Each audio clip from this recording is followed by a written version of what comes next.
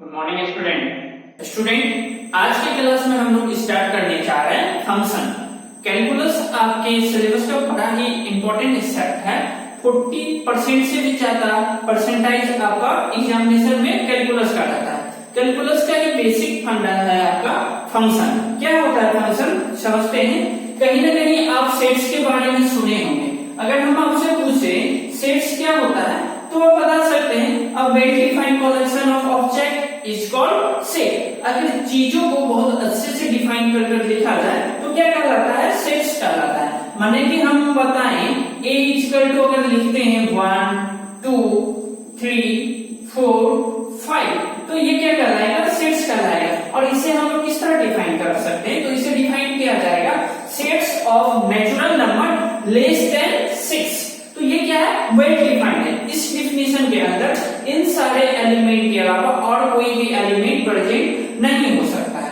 इसी प्रकार अगर आपसे पूछा जाए सबसेट क्या होता है, तो सबसेट बी नाम का कोई एक ऐसा सेट जिसके अंदर ऑल और some element of a set are present is called subset. B नाम का एक ऐसा सेट जिसके अंदर किसी एक पार्टिकुलर सेट्स का सारे का सारा एलिमेंट या फिर कुछ एलिमेंट प्रेजेंट हो तो वो क्या कहलाता है, सबसेट कहलाता है। इसी तरह प्रकार आपसे पूछा जाए ए का टोटल नंबर ऑफ सबसेट कितना फॉर्म हो सकता है तो आप इजीली बता सकते हैं 2 to the power n। अगर इसी सेट्स में आप एक पार्टिकुलर टॉपिक पढ़े हैं कार्टेशियन प्रोडक्ट, कार्टेशियन प्रोडक्ट क्या होता है कार्टेशियन प्रोडक्ट। कार्टेशियन प्रोडक्ट का मतलब हुआ सेट्स ए और सेट्स बी के बीच में एक ऐसा रिलेशन, माना कि हम बोले सेट्स ए हमारा सेट है जिसके एलिमेंट 1 2 3, बी एक अनदर हमारा सेट है जिसके अंदर एलिमेंट प्रेजेंट है 3 4 5। Cartesian product A cross B का मतलब क्या हुआ, सेट्स ए के हर एलिमेंट को सेट्स बी के हर एलिमेंट के साथ लिखना। दैट मींस क्या, 1 को 3 के साथ लिखना, 1 को 4 के साथ, 1 को 5 के साथ, उसी प्रकार 2 को 3 के साथ, 2 को 4 के साथ, 2 को 5 के साथ, सिमिलरली 3 को 3 के साथ, 3 को 4 के साथ, 3 को 5 के साथ। तो ये हमारा क्या कहलाता है, कार्टेशियन प्रोडक्ट। इसी चीज को अगर सेट्स के फॉर्म में आपको लिखा जाए तो आप लिख सकते थे कार्टेशियन ए क्रॉस बी का मतलब क्या, पहला जो एलिमेंट आएगा वो सेट्स ए से आएगा और दूसरा जो एलिमेंट आएगा वो सेट्स बी से आएगा। तो ए क्रॉस बी में आपका 1,3 आएगा, 1,4 आएगा, 1,5 आएगा, इसी प्रकार 2,3 डॉट लास्ट में आपका क्या आ सकता है 3,5। ये हमारा कार्टेशियन प्रोडक्ट होगा। ए क्रॉस बी में टोटल नंबर ऑफ एलिमेंट कितने होंगे, तो 3 into 3 9 एलिमेंट प्रेजेंट होंगे। तो एलिमेंट को इस तरह से लिखा जाना क्या कहलाता है, ordered pair. Order pair, order pair कहने का मतलब क्या, जो first element of order pair होगा वो सेट्स ए से आएगा और सेकेंड एलिमेंट जो ऑर्डर पेयर का होगा वो सेट्स बी से आएगा। तो ये हमारा हो गया कार्टेशियन प्रोडक्ट। इतने बातों को नोट डाउन करें। अब इसी ऑर्डर पेयर में हम थोड़ा सा बात आगे करें तो आपने रिलेशन के बारे में सुना होगा। क्या होता है रिलेशन, सेट्स ए और सेट्स बी के एलिमेंट के बीच कुछ अपनी तरफ से एक रिलेशन डिफाइन कर देना। दैट मींस क्या, मान लीजिए आर इक्वल टू एक रिलेशन हम डिफाइन कर देते हैं क्या, x, y such that x plus y equal to क्या होना चाहिए, 5 होना चाहिए।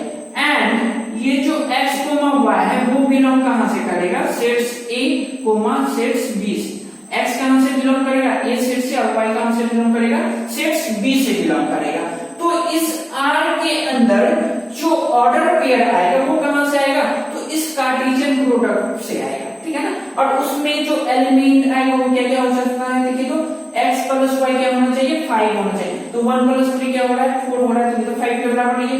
1 प्लस 4 कितना हो रहा है, 5 हो रहा है। तो एक आ जाएगा हमारा क्या 1,4, दूसरा एलिमेंट आपका 2,3 आएगा, 2,3 आएगा, और थर्ड एलिमेंट और कुछ आ सकता है क्या, 3, 6 हो जा रहा है और कुछ नहीं आएगा, ये आपका क्या हो जाएगा, इस रिलेशन R का एलिमेंट। चलिए अब इन्हीं सारी बातों को और भी अच्छी तरह से डिफाइन किया जाए तो हम फंक्शन के बारे में बता सकते हैं। तो स्टार्ट करते हैं अपना फंक्शन रिलेशन के बारे में। हम पहले ही ऑलरेडी काफी कुछ बता चुके हैं। अगर आप उन वीडियो को देखना चाहते हैं तो आप प्ले लिस्ट में जाकर रिलेशन का चैप्टर का एक प्ले लिस्ट बना हुआ, उसमें सारी चीज आपको डिटेल से बताया गया है। हम अपना स्टार्ट करने जा रहे हैं अब न्यू टॉपिक फंक्शन।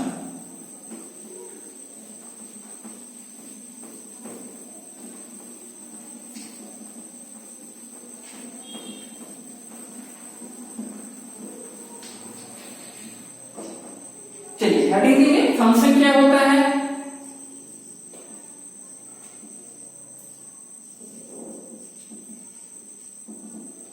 आप लोग नोट डाउन करिएगा। अब function is a rule, a minor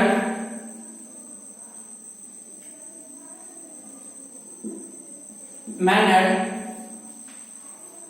a corresponding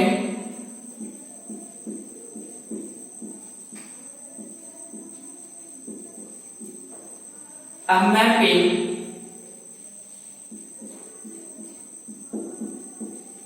from set A to set B such that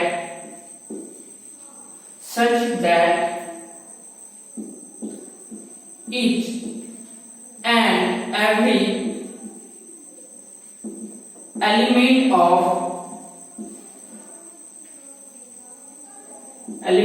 of set A has a unique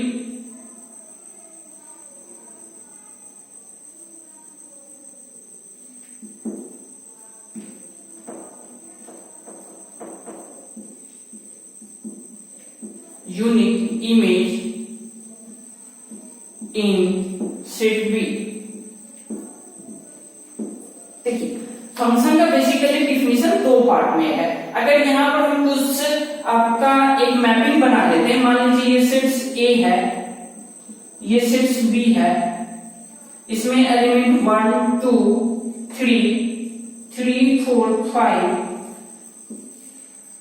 sets A sets B 1 2 3 3 4 5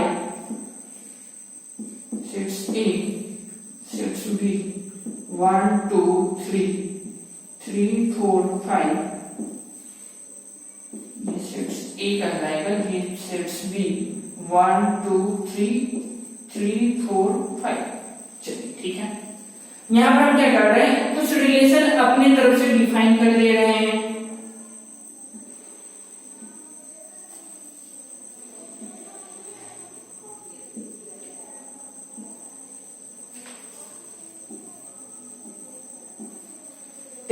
अगर function की हम definition से introduce हो तो function का definition basically two part में है। First part क्या कह रहा है, each and every element of sets A has a unique image in sets B। तो जो फर्स्ट पार्ट है ना वो क्या कर रहा है, each and every element of sets A का हर एलिमेंट यूज होना चाहिए फंक्शन में। तो अगर हम इस सारे एग्जांपल को देखें तो ये एक ऐसा सेट है जहां पर ये एलिमेंट 3 यूज हुआ ही नहीं है, दैट मींस क्या ये फंक्शन हमारा नहीं है। इसमें भी एक एलिमेंट है 3 जो यूज नहीं हुआ।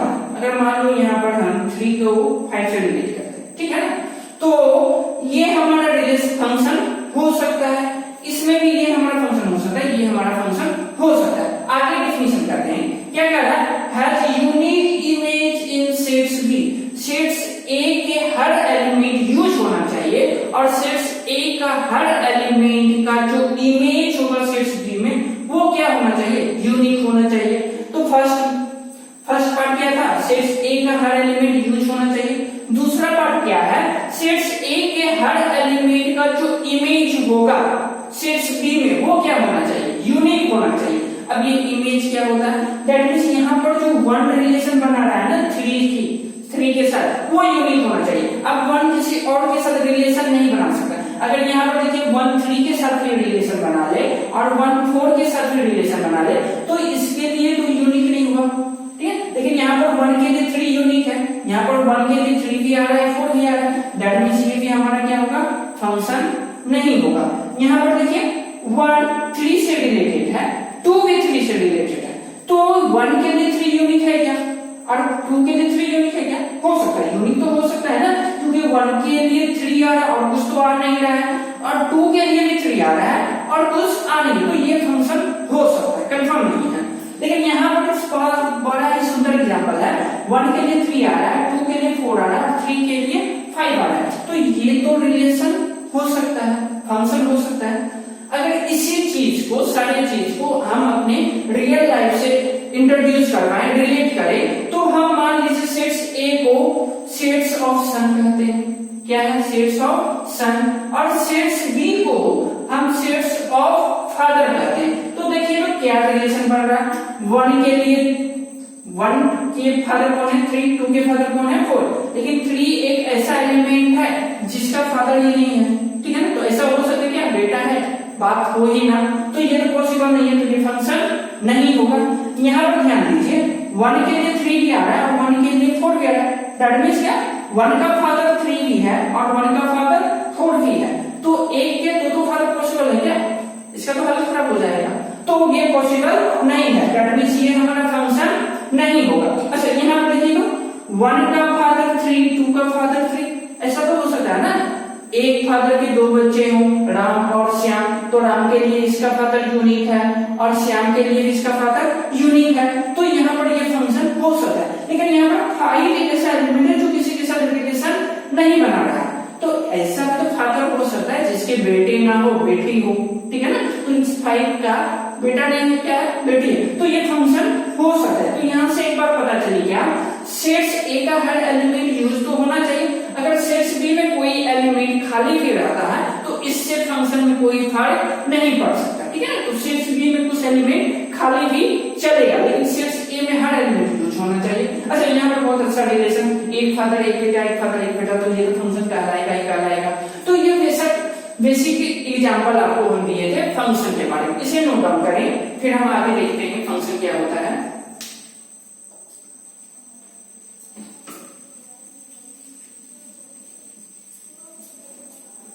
चलिए फंक्शन के बारे में यहाँ से अगर हम कुछ पॉइंट्स लिखना चाहें तो यहाँ से हम फर्स्ट पॉइंट क्या लिख सकते हैं, function is a set of order pair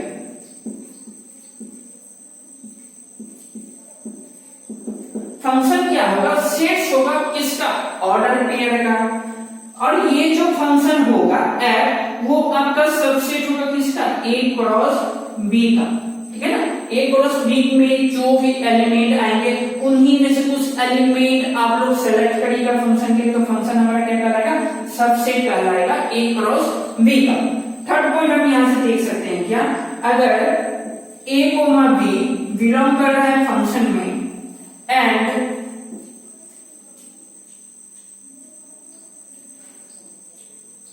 C comma b भी बिलोंग कर रहा है फंक्शन में, this implies a comma b भी कहां बिलोंग कर रहा है, फंक्शन में, दैट मींस क्या, ए का जो इमेज होगा बी होगा, एंड सी कोमा बी भी कहां बिलोंग कर रहा है, फंक्शन में बिलोंग कर रहा है, मतलब सी का इमेज भी आ रहा है, बी ही आ रहा है, दैट मींस ये दोनों तभी पॉसिबल है जब ए बराबर क्या हो, सी हो, नहीं तो ऐसा पॉसिबल ही नहीं है कि सेट्स ए के 2 एलिमेंट का सेम इमेज हो, तो ऐसा तो हो नहीं सकता कि एक का क्या हो, 2 इमेज हो, ये पॉसिबल नहीं है। इसे आप एरो डायग्राम से याद रखना चाहें तो आप कुछ इस तरीके से याद कर सकते हैं कि इधर सेट्स ए का एलिमेंट मान लीजिए कुछ डॉट डॉट है और सेट्स बी का कुछ एलिमेंट है, तो सेट्स ए का 2 या 2 से ज्यादा एलिमेंट किसी एक पर्टिकुलर पॉइंट से रिलेशन बना सकता है, तो ये फंक्शन हमारा कहलाएगा, ये फंक्शन हमारा कहलाएगा, पांच मिनट में। लेकिन इधर का एक एलिमेंट सेट्स ए का एक, ये सेट्स ए होगी, ये सेट्स बी होगा, सेट्स ए का एक एलिमेंट सेट्स बी के दो या दो से अधिक एलिमेंट के साथ रिलेशन नहीं बना सकता, ये हमारा फंक्शन में नहीं आएगा। तो हम इस पॉइंट से भी याद रख सकते हैं, फंक्शन को इजीली आइडेंटिफाई कर सकते हैं। तो नोट कर लें इन सारी बातों को। नेक्स्ट हम लोग देखेंगे domain, codomain and range of a function.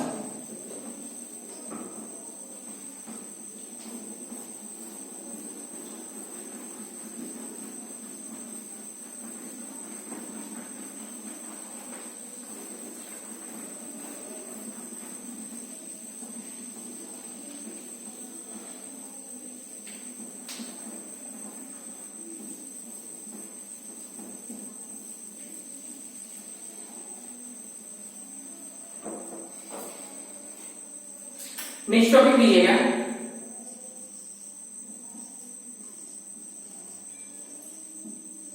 Domain, codomain and range of a function. Domain, codomain and range of a function क्या होता है, इन सारी बातों को ठीक से समझेंगे। लिखिएगा, डोमेन के बारे में बात करते हैं, ठीक है ना। एग्जांपल से समझते हैं।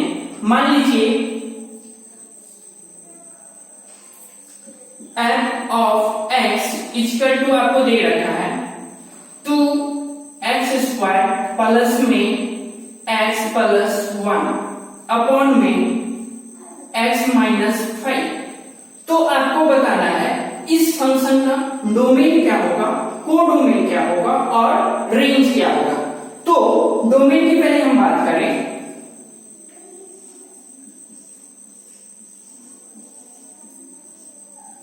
डोमेन का हम डिफिनेशन लिखना चाहें तो लिख सकते हैं the sets of all point for a function is defined.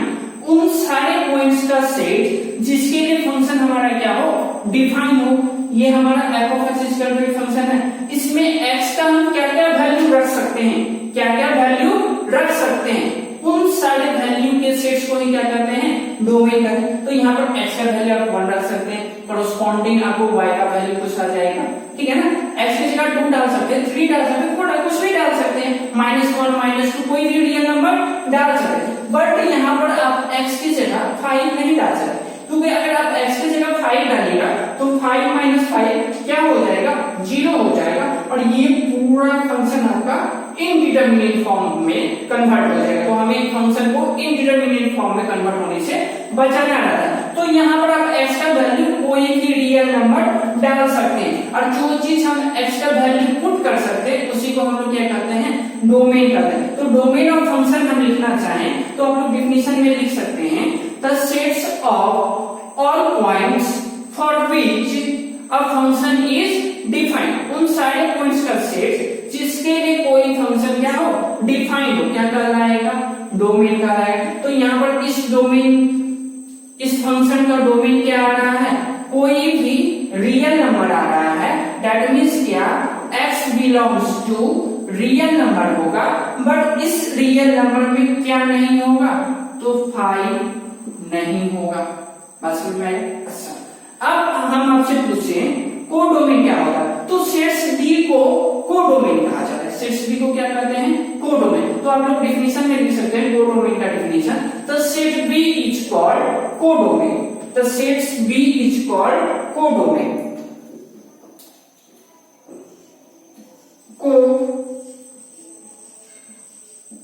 Codomain of function. तो क्या कहा जाता है, set B is called codomain.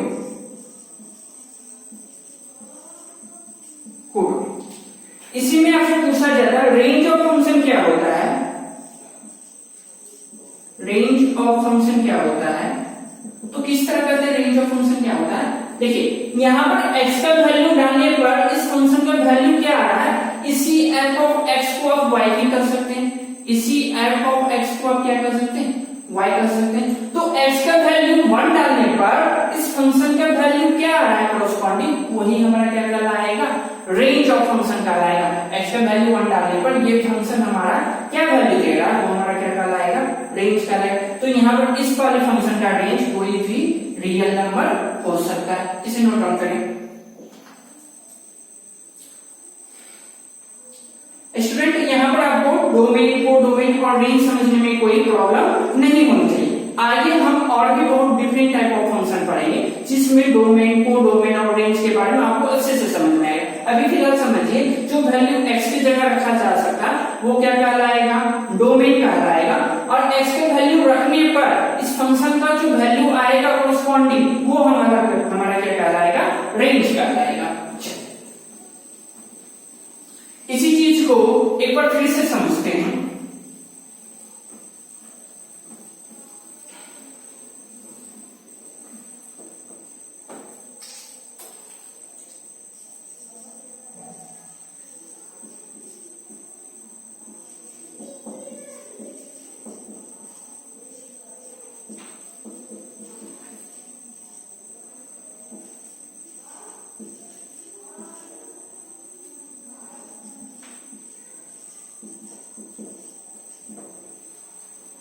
चलिए नेक्स्ट हम लोग देखेंगे इनपुट आउटपुट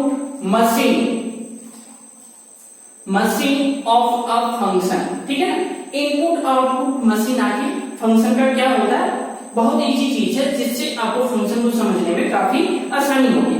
मान लीजिए हमारे पास एक मशीन है,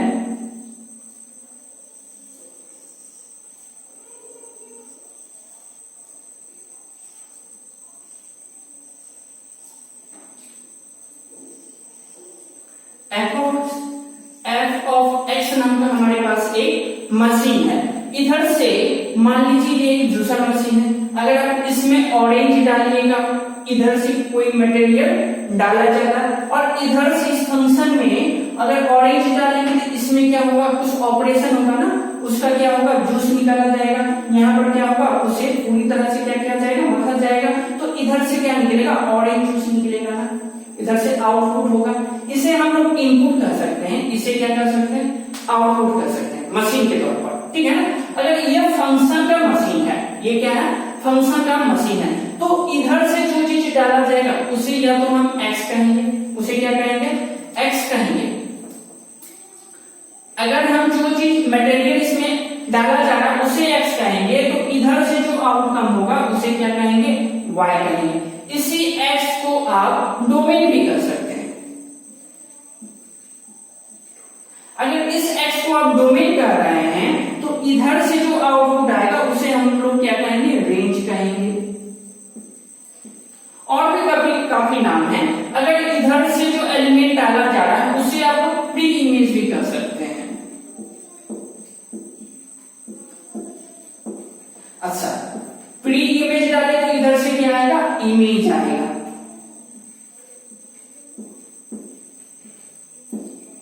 ठीक है, इसी चीज को आप लोग एक और नाम से कर सकते हैं, इनपुट।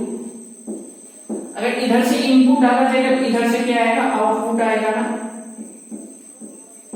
तो ये हमारा f(x) नाम का कोई एक मशीन है। इधर से ऑरेंज डालेंगे तो इधर से क्या आएगा, ऑरेंज जूस आएगा। इधर से एप्पल डालेंगे तो इधर से क्या आएगा, एप्पल जूस आएगा। बनाना डालेंगे तो इधर से क्या आएगा, बनाना का जूस आएगा। तो ये f(x) नाम का क्या है, मशीन है। जो चीज डाला जाएगा उसे हम लोग डोमेन भी कर सकते हैं, x भी कर सकते हैं, इनपुट और प्री इमेज भी कर सकते हैं। डालने के बाद जो चीज आता है उसे या तो आप y कहिए, रेंज कहिए, इमेज कहिए या फिर आउटपुट कहिए, लेकिन बेसिकली हम लोग यूज करेंगे डोमेन और रेंज का।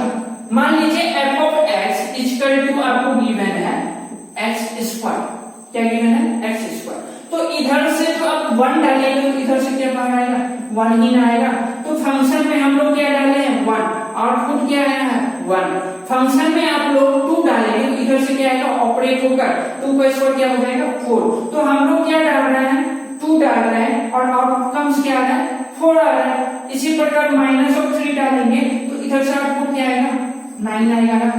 इसी प्रकार -2 डालेंगे तो हमारे पास आउटपुट क्या आएगा, 4 आएगा ना। तो इन सारे जो फर्स्ट एलिमेंट है उसके पहले से हम लोग क्या करेंगे, डोमेन करेंगे। x की जगह हम क्या क्या डाल सकते हैं, तो x की जगह कोई भी रियल नंबर डाल सकते हैं। उसके कोरस्पॉन्डिंग आउटपुट क्या आ सकता है, कोई भी रियल नंबर आ सकता है। आउटपुट क्या आ सकता है, कोई भी रियल नंबर आ सकता है। तो जो ये सेकेंड नंबर ऑफ एलिमेंट है ना, ये हमारा क्या कहलाएगा, रेंज ऑफ फंक्शन कहलाएगा। अब आउटपुट में भी हम क्या बोले थे, कोई भी रियल नंबर हो सकता है ना। मान लीजिए इधर एक सेट्स ए है, इधर सेट्स क्या है, बी है, ठीक है। इधर हम डाल रहे हैं -2 -1 0 1 2, इधर हमारे पास एलिमेंट है 1 2 3 4, माइनस में 1 माइनस में 2 माइनस में 3। देखिए ना, इस फंक्शन में a टू बी एक फंक्शन डिफाइंड है f of x equal to x square. तो -2 डालेंगे तो हमारे पास क्या आएगा, 4 आएगा। चलिए ठीक है। -1 डालेंगे तो हमारे पास क्या आएगा, 1 आएगा। 0 डालेंगे तो क्या आएगा, 0 आएगा ना, तो 0 0 के साथ रिलेटेड। 1 डालेंगे तो क्या आएगा, 1 ही आएगा। 2 डालेंगे तो क्या आएगा, 4 आएगा। तो यहाँ पर हम देख क्या रहे हैं, a का सारा एलिमेंट तो यूज हो रहा है, तो ये फंक्शन हो सकता है। चलो ठीक है।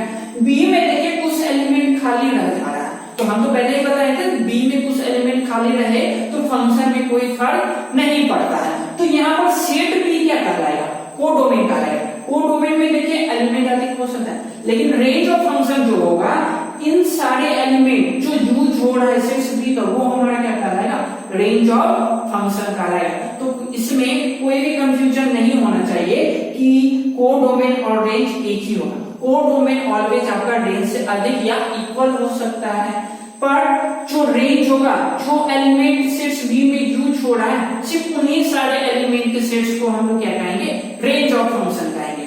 चलिए, इन सारी बातों से आपको और भी सारी चीज इजीली समझ में आई होगी। अब हम ग्राफ से समझते हैं फंक्शन को किस तरह डिफाइन किया जा सकता है।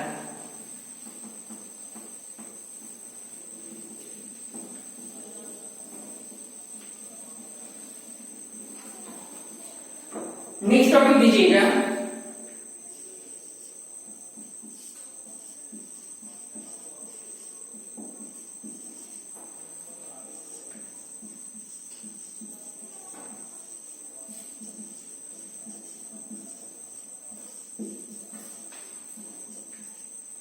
Graphical representation of function. अब देखिए किसी भी फंक्शन को हम ग्राफिकली कैसे रिप्रेजेंट कर सकते हैं। देखिए यहां पर मान लीजिए ये आपका एक्स एक्सिस है, ये आपका वाई एक्सिस है। इस एक्स एक्सिस को हम लोग कहते हैं डोमेन,